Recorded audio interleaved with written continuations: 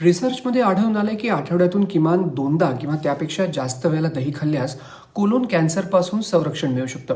दही गट मायक्रोबायोममध्ये बदल घडवून कोलोन कॅन्सरपासून संरक्षण देऊ शकतं. चला समजावून घेऊया. पण त्याआधी सबस्क्राईब बटन दाबायला विसरू नका आणि तुम्हाला एखाद्या विषयाची माहिती हवी असल्यास मला जरूर कळवा. गट मायक्रोब्स या जर्नलमध्ये प्रकाशित संशोधनानुसार आठवड्यात 2दा किंवा अधिक दही खाणाऱ्यांमध्ये बायफिडोबॅक्टेरियम पॉझिटिव्ह कोलोरेक्टल कॅन्सर होण्याचं प्रमाण कमी असतं.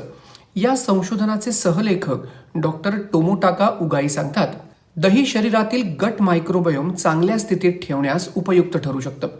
ते पुढे म्हणतात, दह्यातील जीवाणू गटमध्ये म्हणजे आतड्यात निरोगी संतुलन निर्माण करतात, ज्यामुळे गट बॅरियर मजबूत राहतो, जो आरोग्यासाठी फार महत्वाचा आहे. जर बॅरियर कमकुवत किंवा जास्त पारदर्शक झाला तर संसर्ग होऊ शकतो आणि कोलोन कॅन्सरचा धोका वाढू शकतो.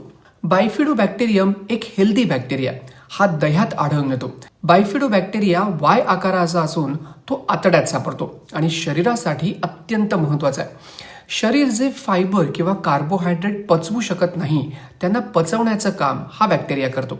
हा बॅक्टेरिया अशुद्ध पाण्यातून प्रामुख्याने पसरणाऱ्या इकोलाई बॅक्टेरियापासून होणाऱ्या संसर्गापासून देखील संरक्षण करतो. अमेरिकन कॅन्सर संस्थेच्या 2023च्या अहवालानुसार तरुणांमध्ये कोलोरेक्टल कॅन्सरचं प्रमाण चिंताजनक वेगाने वाढते.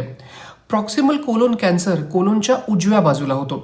एका अभ्यासानुसार कोलोन कॅन्सरच्या एकूण केसेसपैकी 40% या प्रॉक्सिमल कोलोन कॅन्सरच्या असल्याचं आढळून आलंय.